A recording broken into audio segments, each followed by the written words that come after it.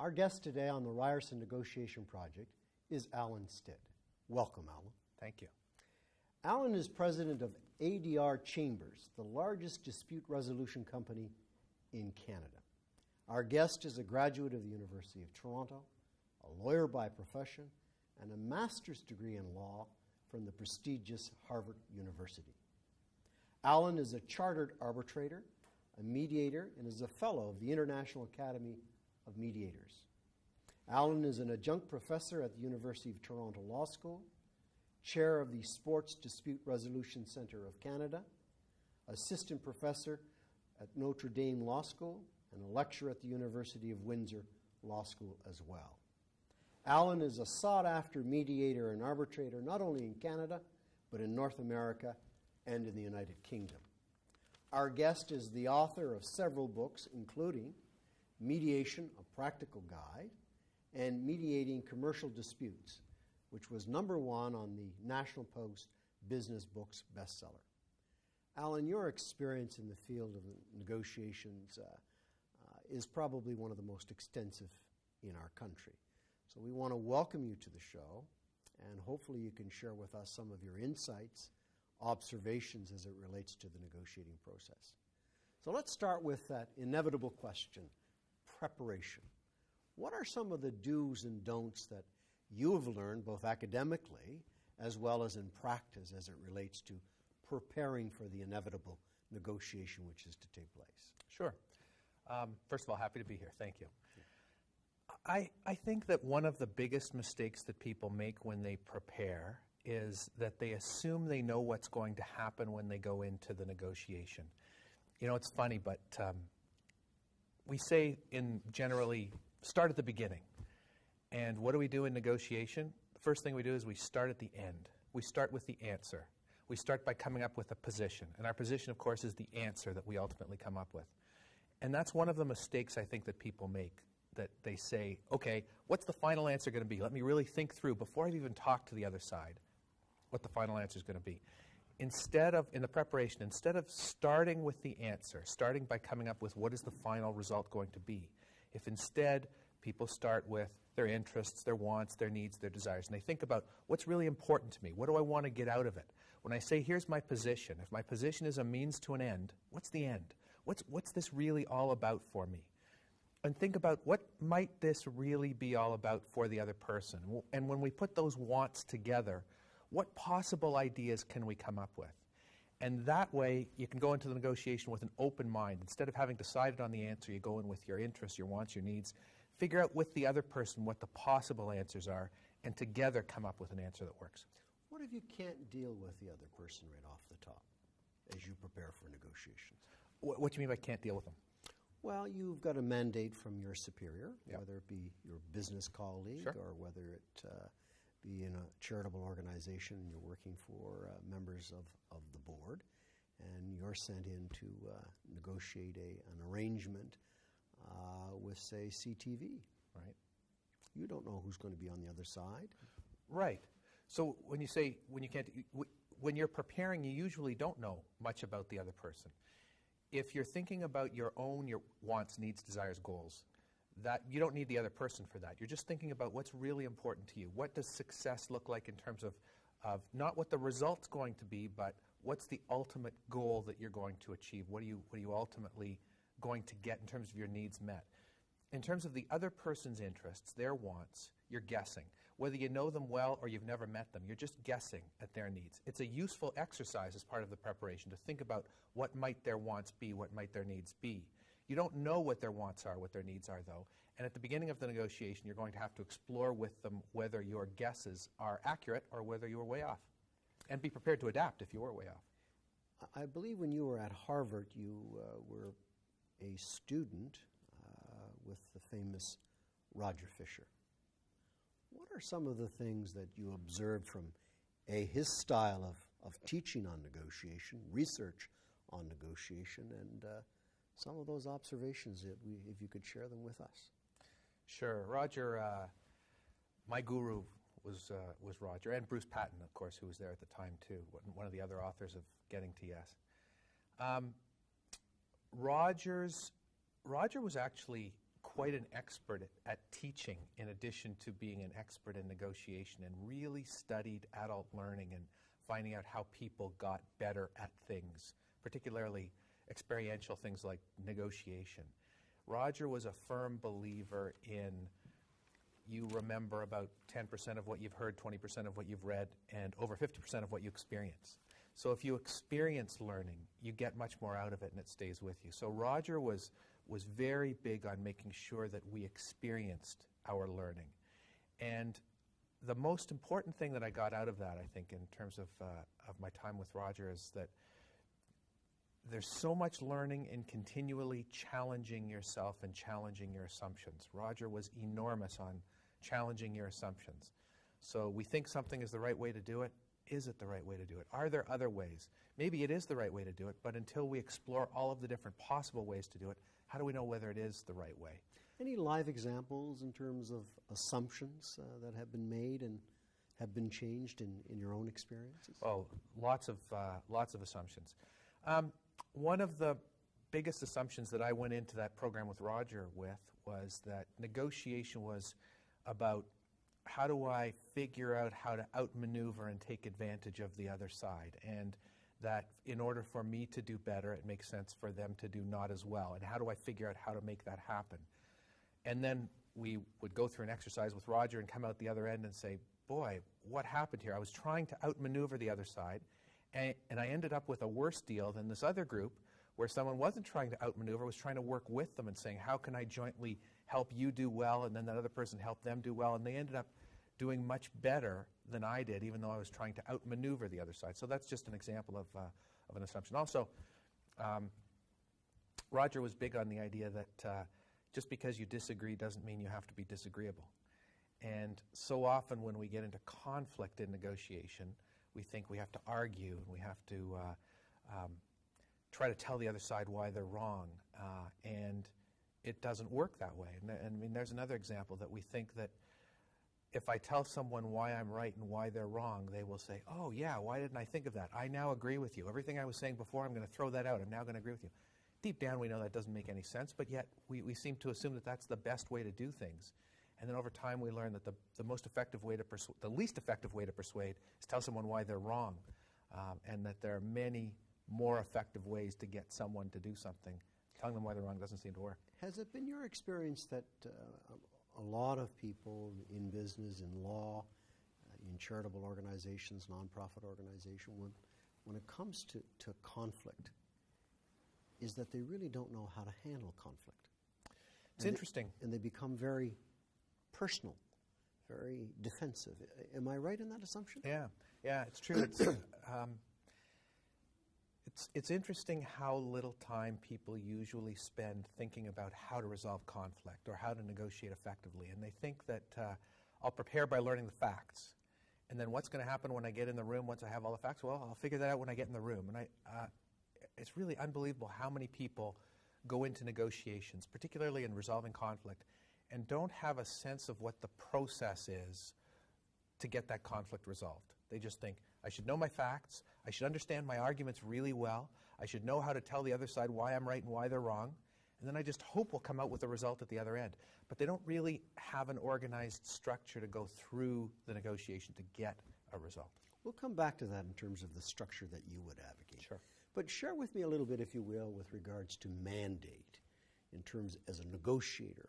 How do you get your mandate? Are there certain do's and don'ts in terms of getting that mandate from the principal, from the business owner, from the charitable organization, from the board of directors to proceed and to negotiate something?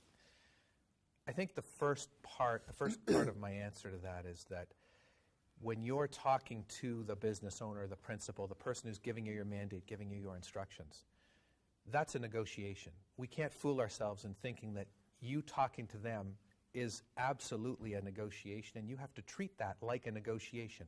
It's no different than the negotiation that you're going to have when you negotiate on behalf of that principal. The first part is to have a negotiation with the principal about what your mandate is.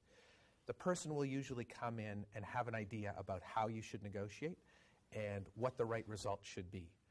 And once again, if you say, no, you're wrong, here's what the results should be, and here's how I should negotiate, you're just telling someone why they're wrong and why you're right, and we know that doesn't work. So you have to work with them and have a discussion with them, find out why they want that to be the result, find out what they think is realistic, what they think is achievable, what the possible ways are to achieve that result, and which ways they think will be the most effective.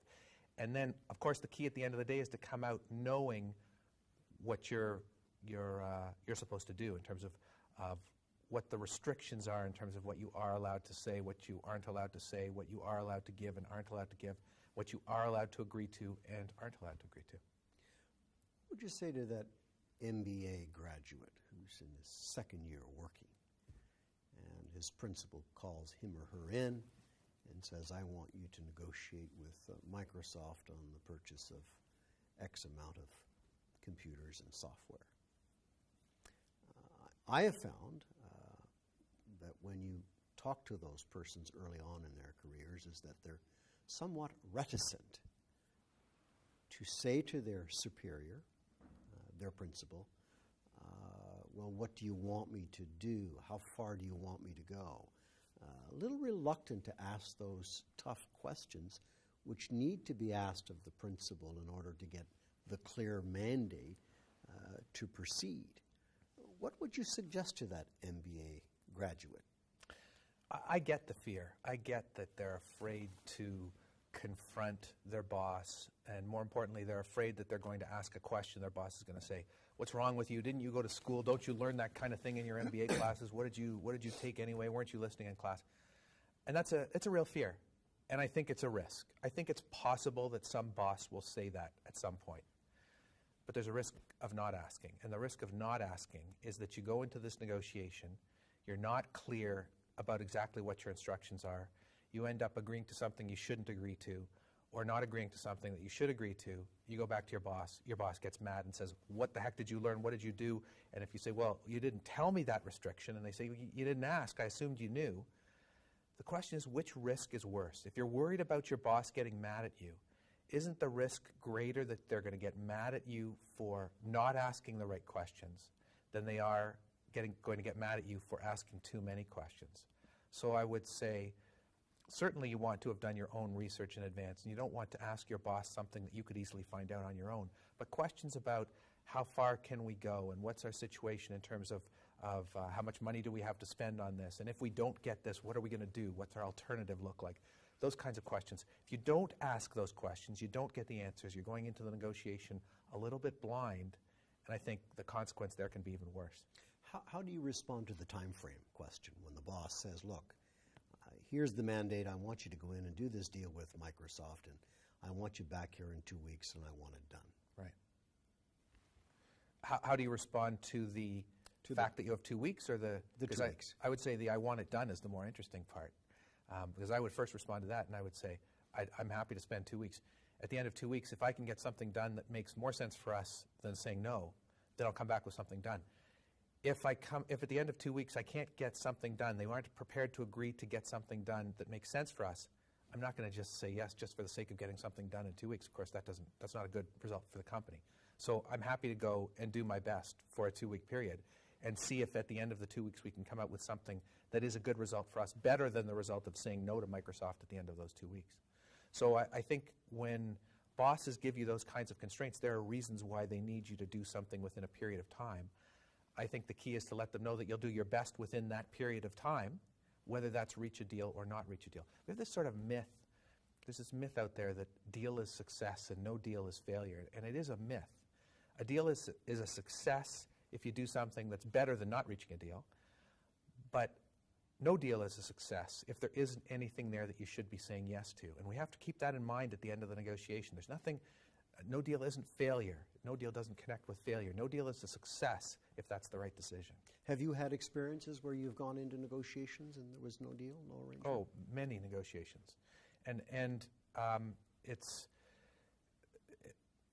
you feel, there's this feeling like you should be reaching a deal. I'm spending all this time, the sunk cost. I spent all this time getting to this spot. I should reach a deal.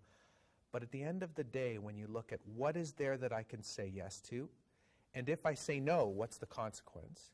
And quite often saying no, it has the better consequence. As long as we know what that consequence is to saying no, we've thought that out ahead of time, we've figured out what it's going to mean if we say no, and we know that we're comparing that to the best deal we can reach on the table, then if we say no, it's the right decision. Happens all the time. Relationships. What would you advise in terms of maintaining relationships, if you deem them to be important? And what are some of the bugaboos in terms of trying to develop relationships? The extent to which relationship is important in negotiation obviously does vary from negotiation to negotiation.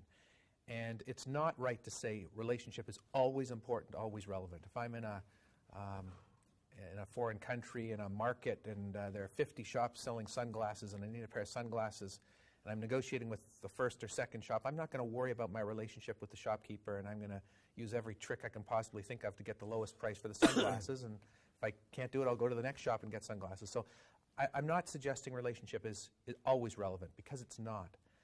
That said, we often minimize the importance and forget the importance of the relationship when we negotiate. And relationship is important both in terms of, if we have a good relationship, that creates opportunities for future negotiations, and importantly in terms of the implementation of whatever it is that we're going to do when we reach this deal. So when we're in the negotiation, the other side isn't the enemy. The other side is someone you have to work with to get a deal. If we think of the negotiation as me against you, we're going to get into battles. If we think of the negotiation as us against a problem, we're not going to get into battles. But what are some of the tricks, and maybe that's a bad adjective, but what are some of the tools that you use to transform that cultural view that it's you against me into let's you and I join in trying to resolve this problem? What sort of tools would you suggest that people use to do that? So first of all, if you do get stuck into that situation where it seems to be me against you, and I feel like you're personally attacking me, one of the techniques that Roger Fisher likes is negotiation jujitsu, where you take an attack on the person and turn it into an attack on the problem. And they say to you, you know nothing about this area, you're clearly ignorant, you have no experience, you're wet behind the ears just coming out of school.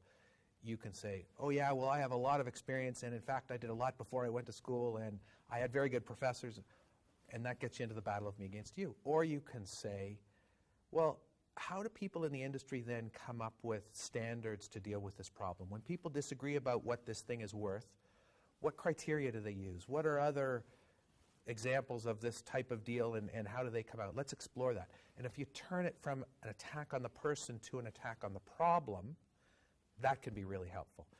At the beginning of the negotiation, if you're trying to avoid getting into that situation in the first place, this goes back to what I said initially about if you start with the answer, you're coming in telling the other person, here's the answer, here's why I'm right, here's why you're wrong. That necessarily leads to me against you. If instead you go in and say, look, I want to find out about your wants, needs, desires, goals. I want to find out about your interests. Let's talk about that. What's really important to you? Why are you here? It's funny that people are afraid to ask those kinds of questions. They think people will think that they're being impertinent. And yet, people love it when you ask questions about them, when you really find out what's going on for them, when you're trying to find out what's important to them in order to help them achieve their objectives. I find people are really happy, really anxious to talk to you about what's really going on for them, what their underlying objectives are. Then they end up working with you to solve a problem rather than against you trying to fight your position.